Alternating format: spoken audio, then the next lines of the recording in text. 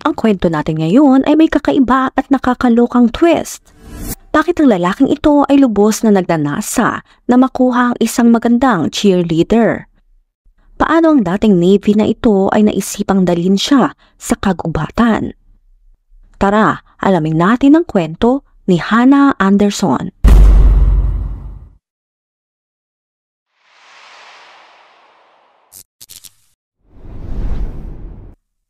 Siya si Hannah. Ipinanganak at lumaki sa Lakeside, San Diego County. Si Hannah ang pinakamatandang anak ni Brett at Tina Anderson.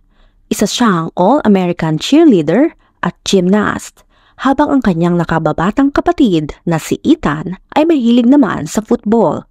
Sila ay perpektong larawan ng pamilya hanggang sa dumating ang pinakamalaking problema sa kanilang buhay. Nawala ng trabaho ang ama na si Brett at nagdulot ito ng problema sa kanilang pamilya. Pagkatapos ng ilang buwan ng paghihirap, nakakuha din naman ng trabaho si Brett. Ito'y sa Tennessee.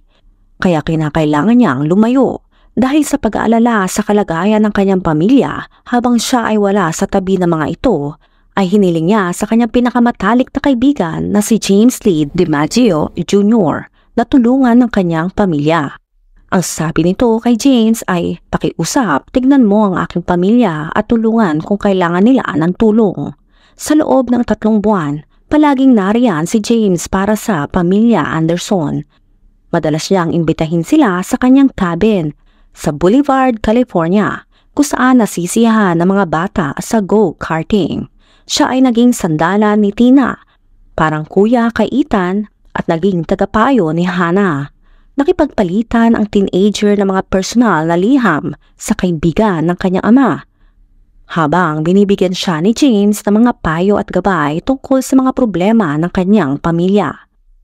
Tumutulong siya sa maraming sitwasyon at isa siyang malapit na kaibigan ng pamilya. Gayunpaman, ilang mga salita ang nagbago ng pananaw ng teenager sa kaibigan ng kanyang ama. Katatapos lang ni Hannah sa isang kompetisyon ng gymnastics nang sunduin sila ni James kasama ang kanyang kaibigan na si Marisa Chavez. Kaagad, ang kanilang masayang usapan ay naging awkward. Dahil dito, parehong hindi naging komportable si Hannah at Marisa. Gayunpaman, ayaw ni Hannah na magdulot ng gulo dahil malapit si James sa kanyang pamilya. Ayaw niyang sirain ang kanilang pagkakaibigan, kaya't hindi na niya ito pinansin. Kahit na ito ay nag-iwan ng isang tanda sa kanyang isipan na sinubukan niyang kalimutan. Tuwing sinasama siya ni James sa kompetisyon or practice, palagi niyang gustong kasama ako kasi ayaw niyang mag-isa kasama si James. Ito'y sabi ni Marisa. Ngunit ito pa lang ang unang kakaibang pangyayari na mararanasan ni Hannah kay James. Ang kanyang pinagkakatiwalaang kaibigan ay biglang naging seloso. Pinapagalitan siya dahil sa pakikihalubilo nito sa mga lalaki at palaging iniimbitahan siya lumabas kapag may pagkakataon. Dahil dito, madalas gumawa ng mga plano si Hannah kasama ang kanyang mga kaibigan at pamilya para magkaroon siya ng dahilan na tanggihan ang imbitasyon ni James. Hindi niya ito sinasabi sa kanyang mga magulang dahil nag-aalala siya na maaring makaapekto ito sa pagkakaibigan ng kanyang ama at ni James. Sa huli, dinala ni James si Hannah sa isang biyahe papunta sa Hollywood na silang dalawa lang. Ngunit dahil ginugol ni Hannah ang karamihan ng oras sa kanyang telepono, ay pinaikli ni James sa kanilang biyahe. Nag-alala siya dahil hindi siya pinapansin ni Hannah, kaya't inuwi siya ng maaga. Ilang sandali matapos nito, sinabi ni James kay Tina na nagkakaroon siya ng mga problemang pinansyal na naging sanhi ng pagkasara ng cabin kung saan madalas magkasama ang pamilya. Sabi nito nahihirapan siya, mawawalan siya ng bahay, kulang siya sa pera. Hindi niya alam kung anong gagawin, depressed na siya. At nagpunta si Tina doon para damayan siya sa huling pagkakataon. Ito ay ilang araw bago si Tina ay pumunta sa cabin kasama ang kanyang anak pagkatapos ng football practice noong Sabado, August 3, 2013. Kinuha ni James si Hannah mula sa cheerleader camp. Sinasabi na magkikita sila ni Tina at Ethan sa cabin para magkasama ng huling weekend bago siya lumipat sa Texas. Hindi alam ni Hana ang taong kasama niya ay may ibang plano. Nang pumasok sila sa harapang pintuan, nakita ni Hana ang bag ng kanyang ina sa tabi ng isang pares ng posas at dito biglang bumaliktad ang kanyang mundo. Mula sa tahimik na taong tinitingala niya bilang pangalawang ama, si James ay naging isang mapanganib at parang hindi na niya ito kilala. Nagsilbi ng 4 na taon sa US Navy si James at isang sanay na sundalo. Tinuruan niya si Ethan kung paano gumamit ng armas at nagbigay naman ng mga leksyon sa depensa para kay Hana. Sa una, iniisip ni Hana na isa lang itong leksyon, kaya't ang kanyang pagkalito at gulat ay naging dahilan para hayaan ang lalaki na lagyan siya ng posas at zip tie. Pagkatapos, sinabi ni James na kikidnapin niya si Hana at doon lang napagtanto na ang lahat ng ito ay totoo.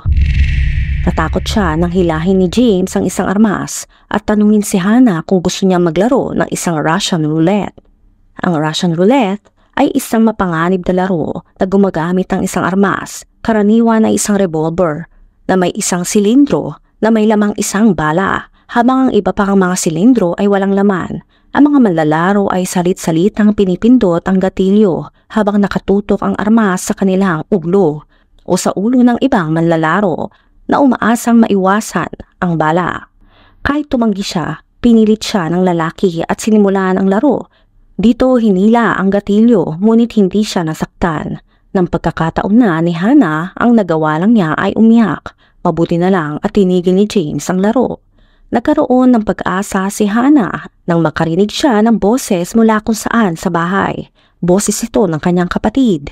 Ngunit napakahina ito nang marinig niya. Tila nahihirapan si Ethan dahil tinali rin at tinakpan ni James ang kanyang bibig. Ito'y bago siya dinala sa itaas. Sinubukan ni Hana na tawagin ang pangalan ng kanyang kapatid. Ngunit pinatahimik siya ni James. Binalaan siya na manatiling tahimik o mapapahamak ang kanyang pamilya. Dahil dito wala siyang magawa kundi sumunod. Binigyan siya ni James ng gamot. Sinabi sa kanya na ito'y isang pantanggal ng sakit. Sa totoo, ito ay isang sedative na nagpatulog sa kanya sa buong gabi. Noong August 4, 2013, bandang alas 8 ng gabi, 20 hours pagkatapos akitin ni James ang pamilya sa kanyang cabin na biglang nagkasunog, agad na rumisponde ang mga bumbero sa lugar. Ang cabin ay halos natutupok na ng apoy habang ang kalapit na garahe ay nagsisimula pa lang umapoy. Patagumpay nilang nailigtas ang karamihan sa garahe. Ngunit nabigla sila na makakita sila ng mga katawan sa loob. Nakatakip ito sa isang berdeng tarpaulin. Inakala namin na si James yon. Akala talaga namin na wala na si James. Kaya nagluluksa na kami sa pagkawala ng aming kaibigan, sabi ng mga kaibigan ni James. Hindi nagtagal, ipinahayag ng mga otoridad sa isang press conference na katawan iyon ng isang babae at ito'y kinilala na si Tina Anderson. Sa tabi ng kanyang katawan ay may crowbar, kasama ang namatay na aso ng pamilya. Ang mga senyales ng trauma ang nagpatunay na pinaslang ang babae bago nasunog ang lugar. Nang malaman ng balita tungkol sa pagkawala ng kanyang asawa, natakot si Brett sa pinakamalalang maaaring mangyari. Iniisip kung nawala rin ba ang kanyang mga anak at ang kanyang pinakamatalik na kaibigan. Hindi nagtagal, natuklasan ng mga investigador ang isang maliit na katawan. Ito'y sa mga labi ng log cabin. Ang katawan ay sobrang nasunog at halos hindi na makilala at hindi sapat ang natira para makakuha ng DNA sample. Ngunit alam ni Brett na ito ay ang kanyang anak na lalaki. Sabi nito, "Alam mo, sana hindi ito ang aking anak, pero parang iniisip ko na iyon na nga." Ang pamilya ay nagpasalamat na si Hana ay hindi kasama sa mga labi. Ang kaluwagan na ito, gayunpaman, ay naputol nang madiskubre ng mga investigador ang mga kahinahinalang bagay sa garahe ni James. May mga kahon na puno ng basura at mga resibo para sa posas, panghiwa at zip ties. Ang mga nakaprint na larawan ni Hana mula sa kanyang mga social media account ay nasa gamit din ng lalaki. Sa ilalim ng cabin, natuklasan din nila ang mga kagamitang sumasabog. May mga cable na nakakapit mula sa log cabin, papunta sa garahe at sa storage container na nanatiling buo. Sa loob ng container ay may isang kahon na matalino ang pagkakagawa para magliyab na may timer at ito'y nakatakdang sumabog pagkatapos ng 24 oras. Dahil dito napagpasyahan ng mga otoridad na si James ang kumitil kina Tina at Ethan at nanunog pa upang mawala ang mga ebidensya. Dahil nawawala pa rin si Hannah at kasama ang kanyang mga litrato sa mga gamit ng suspect, inakala nila na dinukot siya ng lalaki. Agad na inilunsad ang isang malawakang paghahanap. Ipinahayag na nawawala nga si Hannah Anderson. Dinukot sa parehong araw na nawala ng buhay ang kanyang ina at kapatid, isang bagay na hindi alam ni Hannah. Ilang oras pagkatapos ng pagbigay ng gamot kay Hannah noong umaga ng Lunes, nagising ito na nakaposa sa upuan ng kotse sa tabi ni James at ng kanyang pusa. Hindi niya alam kung nasaan sila at hindi niya alam kung anong nangyari sa kanyang kapatid at ina. Habang si Hannah ay naguguluhan pa rin sa mga nangyayari, pinarada ni James sa kotse sa isang trailhead, mga 5 milya mula sa Cascade, Idaho. Pagkatapos inutusan niya si Hannah na tulungan siyang takpan ang sasakyan ng mga dahon at sanga ng puno. Takot na takot, pero sumunod si Hannah sa utos ni James. Bago sila umalis, tinanggal ni James ang plaka ng kotse at inihagis ito sa bangin kasama ang kanyang pitaka at mga susi. Ang hakbang na ito ay nagpahiwatig na wala siyang balak na bumalik. Si James ay pinangungunahan si Hannah patungo sa main Salmon River, nakilala rin bilang ang River of No Return. Di nagtagal, sila ay nasa malayong lugar na mula sa sibilisasyon. Patuloy ang paghahanap ng mga pulis at nagsimulang sundan ang kanilang mga yapak. Na-recover mga footage na nagpapakita ng kotse ni James na papuntang Kanluran sa lumang Highway 80. Ito'y bandang hating gabi, ilang oras lang bago magkasunog ang kanyang cabin. Nahuli rin sa kamera ang kanyang sasakyan sa isang checkpoint ng Border Patrol malapit sa hangganan ng Mexico. Ang opisyal na nakatalaga noong panahong iyon ay inakala na mag-ama lang sila at pinadaan ito na nagbibigay daan din kay James na madala si Hannah na malayo sa kanyang tahanan. Pinapakita nito na dinukot na talaga ni James ang teenager. Kaya ang Sheriff's Department ay naglabas ng opisyal na pahayag na kinikilala si James Lee DiMaggio bilang pangunahing suspect. Nagpadala rin ng Amber Alert sa mga cellphone sa kahabaan ng Pacific Coast na naglalaman ng lahat ng kinakailangang impormasyon para makatulong ang publiko sa investigasyon, tulad ng pangalan ng nawawalang anak na babae, ang pinaghihinalaang mandurukot at ang kanyang sasakyan. Matapos maipadala ang Amber Alert, nagsama-sama ang pamilya at mga kaibigan ni Hannah upang manalangin para sa kanya sa pamamagitan ng isang candlelight vigil. Ang mga luha ay inialay sa pagkawala ni Ethan at Tina at ang mga panalangin ay para sa ligtas na pagbabalik ni Hannah. Kung magkakaroon ka ng pagkakataon kubang isa ka, tumakbo ka, pakiusap. Pakiusap, tumakbo ka ng mabilis hanggang kaya mo.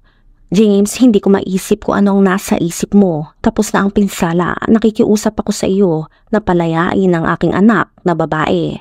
Kinuha mo na ang lahat. Hannah, mahal na mahal ka naming lahat. Kung may pagkakataon, samantalahin mo iyon. Tumakbo ka at mahahanap ka. Ito ay bilin na nag-aalalang ama. Kahit na marami ang mga tip mula sa Amber Alert, ang task force na nakatutok sa paghahanap kay Hannah ay wala pa ring matibay na mga lead kung saan matatagpuan ang teenager. Sinimulan ang pagtatanong sa mga malalapit kay James sa pag-asang makahanap ng pahiwatig kung saan dinala ng lalaki ang kanyang bihag. Sa pamamagitan ng pagtatanong, natuklasan ang bahagi ng nakaraan ni James na maaring dahilan kung bakit niya kinuha si Hannah. Sabi, si Hannah ay parang katulad ng kanyang kapatid na babae. Nung siya ay lumalaki, isang tao na maaari niyang alagaan at subukang gampanan ang papel ng pagiging ama na hindi na ibigay sa kanya ng kanyang ama. Ang ama ng suspect na si James Sr. ay pisikal at emosyonal na nananakit sa kanyang 2 anak na umabot ng ilang taon bago nila napagtagumpayan. Gayunpaman, tila naipasa ang impluwensya ng kanyang ama sa kanyang anak dahil ang pagdukot ni James Jr. kay Hannah ay kapareho ng tinangkang gawin ng kanyang ama. Nakilala ni James Sr. ang anak ng kanyang kasintahan. Ito'y si Daniel Freeman. Nakaklase rin ng kanyang anak. Nakipag-date siya sa ina ni Daniel ng ilang buwan. Ngunit pagkatapos ng kanilang paghiwalay, patuloy niyang binibisita si Daniel habang siya ay kasing edad ni Hannah. Dumating siya bago ang aking kaarawan na may mga tiket para sa isang concert, sabi ni Daniel. Sabi niya na siya ay in love sa akin. Naguluhan si Daniel at tinanggap na lang ang mga tiket para sa concert at inisip na iyon na ang katapusan. Ngunit pagkalipas ng 8 buwan, bumalik siya. Pinasok niya ang bahay ni Daniel gamit ang isang armas at nagbanta na sasaktan ng kanyang kasintahan at kapatid. Nagawa niyang pusasan ng kasintahan ni Daniel at kinulong sila sa loob ng 1 oras habang galit na galit siya sa ina ni Daniel. Mabuti na lang at nakita ni Daniel ang pagkakataon na magpaalam siyang pumunta sa banyo. Ngunit tumuloy siya sa bahay ng kanyang kapitbahay para tumawag ng tulong. Sabi niya, "Daniel, huwag kang umalis o bumalik ka." At narinig ko ang pagkalabog ng pinto. Inisip ko na baka ako ang dahilan kung bakit kikitlin niya ang buhay ng aking kasintahan at kapatid. Nang malaman na nakaalis si Daniel, ay tumakbo palabas si James Sr. Dito inaresto siya ng mga pulis, ngunit mabilis siyang nakapagpiyansa habang naghihintay ng kanyang paglilitis. Gayunpaman, hindi pa ito ang katapusan ng kwento. Sa paaralan, nilapitan ni James Jr. si Daniel at may dala siyang mensahe mula sa kanyang ama. Gusto niyang malaman ni Daniel na siya ay nakalabas ng kulungan at maghihintay para sa kanya pagkatapos ng klase. Dahil dito, lumipat ng paaralan si Daniel at naglaho. 6 na taon pagkatapos niya makatakas, ang lalaki na si James Sr. ay pumunta sa disyerto bago siya nawala ng buhay gamit ang sariling kamay. Ang petsa kung kailan nawala ang ama ni James bago niya tapusin ang kanyang buhay ay aktual na petsa rin kung kailan sinunog ang bahay ni James Jr. Iyon ang araw ng anibersaryo. Para bang ginagaya ang ginawa ng kanyang ama, pinili ni James Jr. ang isang batang babae mula sa isang pamilya na nagtitiwala sa kanya. Sa pagkakataong ito, patagumpay niyang nadukot si Hannah. Matapos kunin mula sa kanilang tahanan, dinala ni James si Hannah sa isang mahirap na landas patungo sa River of No Return na may kaunting pagkain at gamit. Habang pasan ang 2 bag na may tig 50 pounds at ang pusa ng mandulukot, nahirapan ng cheerleader sa mabatong daan. Sinabi sa kanya na ang kailangan lang niyang gawin ay tulungan siya na makarating sa isang ilog. Pagkatapos noon, tutulungan niya si Hannah na makabalik sa kanyang ina at kay Ethan. Dahil walang access sa balita o cellphone, si Hannah ay walay sa ibang bahagi ng mundo na walang mapagkakatiwalaan kundi si James lang at ang kanyang mga salita.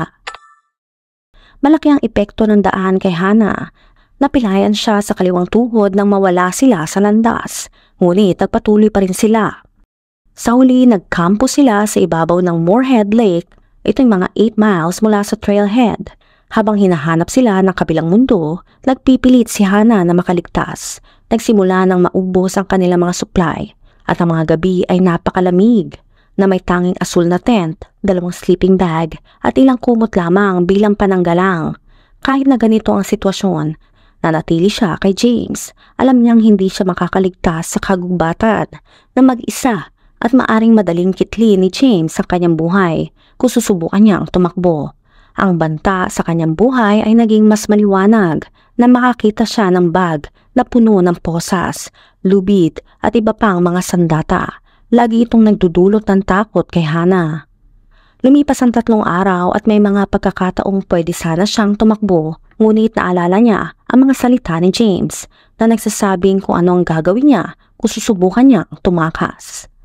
Nagbago ang lahat ng isang araw habang kinukuha nila ang tubig na inumin mula sa isang batis. May 4 na mga ngabayo ang nakakita sa kanila.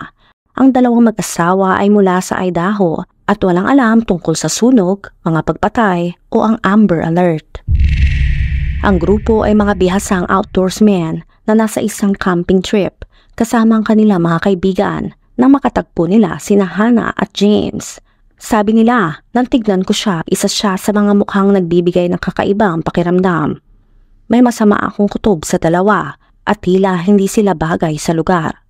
Agad na napansin ang mga senyales ng babala nang makita sila ng mga mangangabayo. Mali ang gamit nila at hindi sila handa para sa lugar. Habang kinakausap sila ng mga mangangabayo, nakayakap si James kay Hannah. Pinabalaan siya na kung magbibigay siya ng senyales, sasaktan niya silang lahat. Sa kalaunan, umalis sa mga mangangabayo at nakita ni Hannah na ang kanyang unang liwanag ng pag-asa ay unti-unting lumalayo. Ang hindi niya alam ay napansin pa rin ito ng grupo na may kakaiba sa kanila.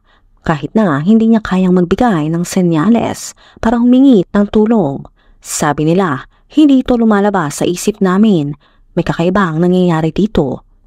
Sila ay nakarating sa kanilang bahay noong Huwebes, 5 araw pagkatapos makita ng Border Patrol sina Hannah at James.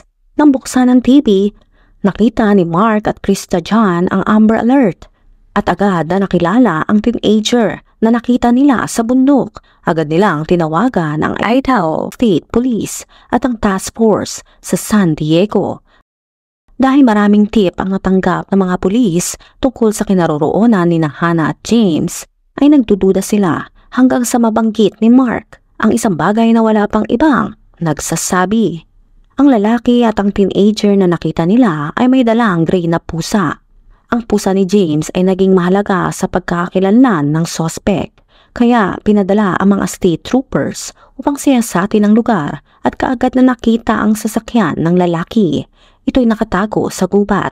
Kahit na walang plaka, ang vehicle identification number ay nakarehistro sa pangalan ni James na nagpapatunay na ito ang kanyang kotse. Matapos matukoy ang kinaroroonan ng nawawalang babae at ng kanyang kidnapper, nag-set up ang task force ng isang mobile command post sa Cascade, Idaho.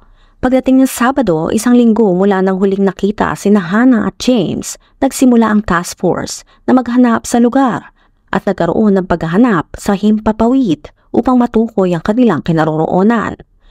Inikot namin ang Moorhead Lake ng ilang beses at bago kami umalis, nakita namin ang isang bagay sa likod. Parang may nakita ako sa hilagang bahagi. Tapos tinamaan ito ng ilaw at bam, may isang asul na tent doon. Ito'y sabi ng isang task force. Ngayon, alam na nila ang eksaktong lokasyon. Ang susunod nilang hamon ay kung paano makapunta doon nang hindi namamalayan ni James. Siyempre, hindi sila pwedeng maglaan ng helicopter sa kampo at natatakot sila kung ano ang gagawin ni James kay Hannah kung malalaman niyang napapalibutan na sila. Inilapag ng mga puwersa ang kanilang helicopter 2 milya mula sa kampo nila James at pagkatapos ay nagsimula silang maglakad ng 2 oras upang mapaligiran ang kampo ng hindi napapansin. Habang pinalilibutan ng ground forces ang kampo ni James, si James ay nagpapaapoy. Ilang metro lang ang layo mula sa kinaupuan ni Hannah. Nang makita ni Hannah ang aircraft, nagsimula siyang mag-wave. Isang malinaw na hudyat ng paghingi ng tulong. Habang unti-unting nawawala ang liwanag ng araw, lumipat ang aircraft sa paggamit ng infrared camera upang makakuha ng lahat ng pangyayari. Si James ay lumalayo mula sa kampo para kumuha ng kahoy at nang makalayo siya ng sapat, dun sila sumugod. Mayroong sandali ng katahimikan bago sumiklab ang sunod-sunod na putok ng armas. Nagulo ang lahat. Si Hannah ay tumakbo para sa kanyang buhay at ang ground forces ay sumugod para iligtas siya. Isang grupo ng mga tao mula sa FBI ang lumabas at sinabihan akong humiga. At ako ay sobrang natakot. Hindi ko alam kung ano ang nangyayari, sabi ni Hannah. Habang nilalayo siya, sinubukan ng dating Navy officer na si James na ipagtanggol ang sarili at tumakas mula sa mga puwersang pumalipot sa kanya. Gayunpaman, nakapagpaputok lamang siya ng 1 beses bago siya nagantihan ng mga puwersa na naging dahilan ng kanyang pagkawala sa mundo. Habang buhay kaming nagpapasalamat ng aking pamilya, nais naming magpasalamat ng espesyal sa aming lokal na sheriff department at sa mga tao mula sa kanila at sa FBI na tumulong sa amin mula sa simula sa kanilang walang sawang pagsusumikap. Bagaman masigasig, nais kong pasalamatan kayo, ang media. Ang inyong patuloy na pag-uulat ay nakatulong sa pag-uwi ng aking anak na babae. Ito'y sabi ng ama. Nais kong magpasalamat sa mga mangangabayo, sa Amber Alert, sa sheriff at sa FBI at sa lahat ng mga tumulong na mahanap ako, sabi naman ni Hana. Sa kanyang pagkakaligtas, gayunpaman ay dumating ang balita na nawalan siya ng ina at kapatid. Dahil dito, hiniling ni Hana at ng kanyang pamilya na bigyan sila ng oras para magluksa. Sa kabila nito, ang kanyang pagdukot ay nagdulot ng matinding interes ng media at matinding pagsusuri. Kaya siya mismo ang nagdesisyon na sagutin ang mga tanong online. Umaasang linawin ng mga bagay-bagay. Hindi talaga nila alam ang buong kwento, kaya nagkakaroon sila ng sariling opinyon. Gayunpaman, ang aksyon na ito ay nagdulot lamang sa mga tao na magtanong at magduda sa kanya. Kaya't agad niyang iniwasan ng mga kritisismo online. Sa halip, si Hana ay tumutok sa mga fundraisers upang makalikom ng pera para sa paglibing sa kanyang ina at kapatid. Nanatili si Brett sa tabi niya bilang kanyang sandigan habang hinarap niya ang publiko na may taas noong tapang. Gayunpaman, hindi pa tapos ang kanilang mga problema. Sa pagkawala ni James, natuklasan ang kanyang life insurance. Ito yung kinagulat ng lahat. Iniwan ng lalaki ang malaking halaga para sa mga anak ng Anderson. Dahil dito, lumabas ang mga tanong tungkol sa kagustuhan niya na maging ama ni Hana. Nagkaroon ng mga haka-haka tungkol sa tunay na intensyon ni James sa pagkuha kay Hana. Ang kanyang pamilya ay humiling ng pagsusuri ng DNA upang malaman kung si James nga ba ang kanyang biological father. Si Brett Anderson, gayunpaman, iginiit na nakilala niya si James nang buntis na ang kanyang asawa sa kanilang anak na babae, kahit hindi itinuloy ang kanilang kahilingan para sa pagsusuri ng DNA. Nang humupa ang gulo sa social media, pinili ni Hana na mamuhay ng malayo sa spotlight. Matapos makaligtas sa mga araw ng pagkakabihag sa kagubatan, si Hana ay mayroon na ngayong sariling pamilya. Habang nag-aaral para maging isang MRI technologist, pinagsusumikapan niyang magpatuloy sa kanyang buhay at manatiling matatag tulad ng tinuro sa kanya ng kanyang ina. Ang kanyang pahayag, sa simula isa akong biktima, pero ngayon alam kong maraming tumutulong sa akin. Ituturing ko ang sarili ko bilang isang survivor. Mahirap ang panahon na ito at mas marami pang mahihirap na panahon sa buhay. Ngunit kung nalagpasan ko ito, sigurado akong kaya kong lagpasan ang mas marami pang hamon. Ikaw, ano sa tingin mo tungkol sa twist na nangyari sa huli? Anong masasabi mo sa ginawa ni James? Nasa inyo na kung malulungkot kayo o magagalit. Kung ano man yan, let me know sa comment section.